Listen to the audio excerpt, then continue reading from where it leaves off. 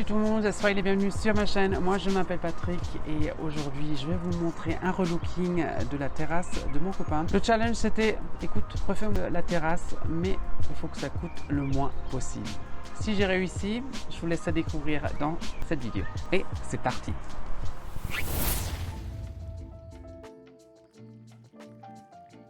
C'était l'ancien aménagement de la terrasse de mon ami, un peu triste, l'ensemble ne correspondait pas vraiment à sa maison moderne et son style minimaliste. On ne pouvait pas non plus vraiment situer la terrasse du point de vue de la répartition, chaises, tables, jacuzzi, quelle est la fonction de cet espace?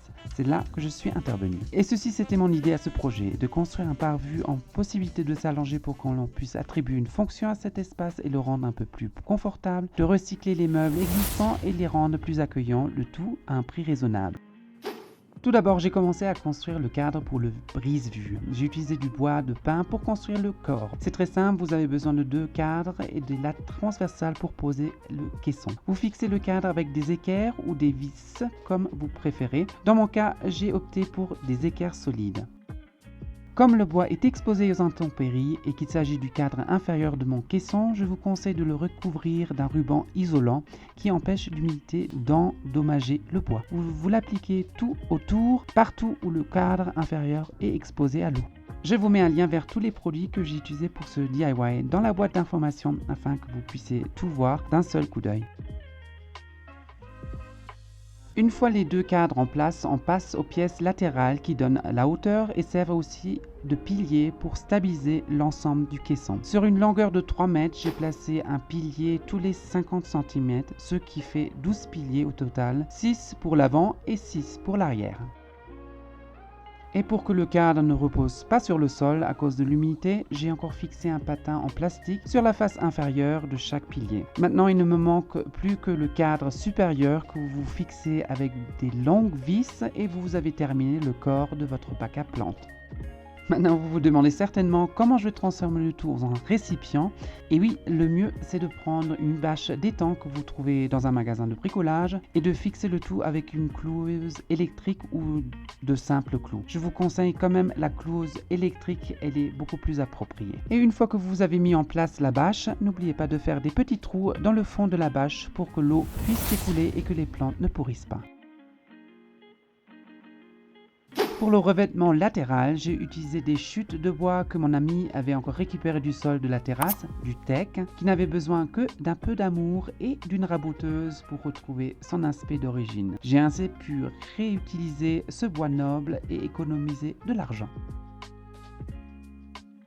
Pour être à fleur du cadre, j'ai coupé la planche supérieure à la bonne taille avec une défonceuse. Ensuite, j'ai vissé la face avant et j'ai également posé un revêtement sur les côtés. Je n'ai pas habillé le côté du mur arrière car sinon le cadre devenait trop lourd. Pour que les vis disparaissent dans le bois, j'ai percé les trous avec une fraise conique, ce qui a parfaitement fonctionné et que je peux que recommander.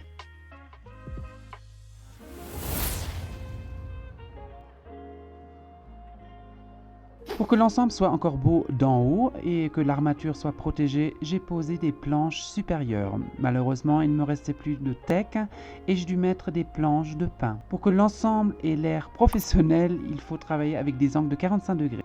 Le mieux, c'est de dessiner un croquis, c'est ce que j'ai fait parce que mon cerveau il n'arrive pas à voir comment je dois couper. Et avec le croquis, je vois que l'angle est à droite ou à gauche et ainsi je ne découpe pas de bois inutilement. Ensuite, vous vissez les parties avant et arrière et avec un morceau de découpe restant, j'ai pu dessiner et couper les parties latérales à 45 degrés. Et voilà, ça colle comme un gant.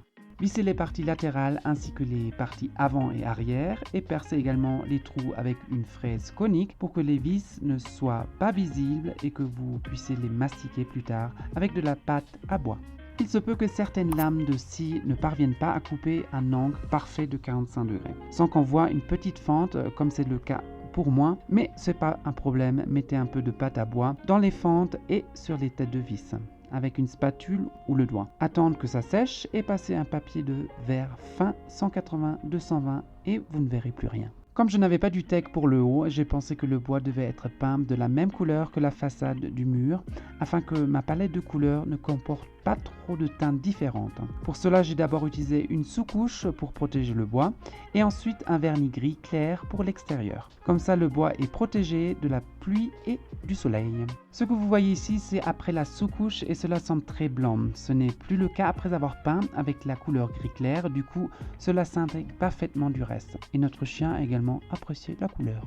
Pour remplir le bac, nous avons utilisé des billes d'argile et du terreau. Et comme il ne s'agit pas d'un bac à cultiver, il n'est pas nécessaire de mettre des feuilles et des branches entre les deux comme sur la photo. Nous avons planté des tuyas qui deviennent très denses et sont idéaux pour créer un brise-vue végétal naturel.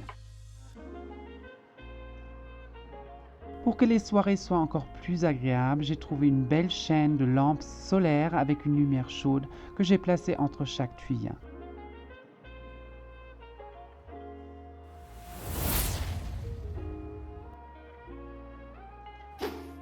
Le design de l'ancien banc ne me plaisait plus, les entretoises et l'aspect rond et ludique ne correspondaient pas vraiment à la maison. J'ai commencé par scier les entretoises et j'ai pris une autre barre transversale de la table, puis scié les coins arrondis pour qu'elle soit beaucoup plus moderne. J'ai tout poncé et peint avec la même couleur gris clair déjà utilisée pour le bac.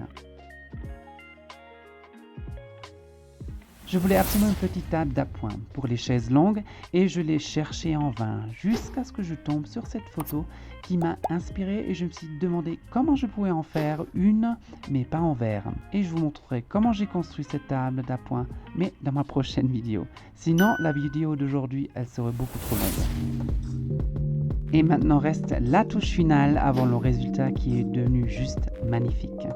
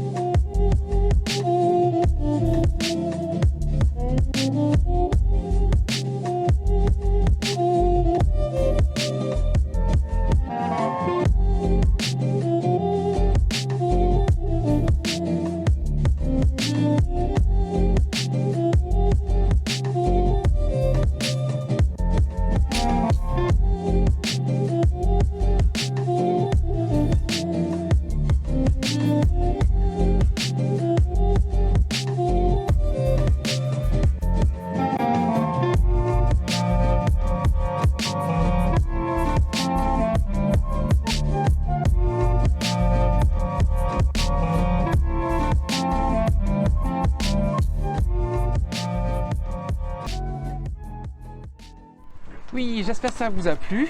Alors ce challenge de relooking, est-ce que ça m'a coûté cher? J'étais dans les prix, il m'a dit, donc en tout j'avais dépensé dans 720 €. Donc je trouve que c'est quand même très convenable pour un relooking. Alors challenge accepted. Et si vous voulez savoir comment j'ai construit cette magnifique table basse, ça sera ma prochaine vidéo. Donc n'hésitez pas à vous abonner ci-dessous et mettre un petit pouce et comme ça vous serez informé quand il y a la nouvelle vidéo qui va sortir. Je vous dis à très bientôt, restez en bonne santé, à bientôt, ciao.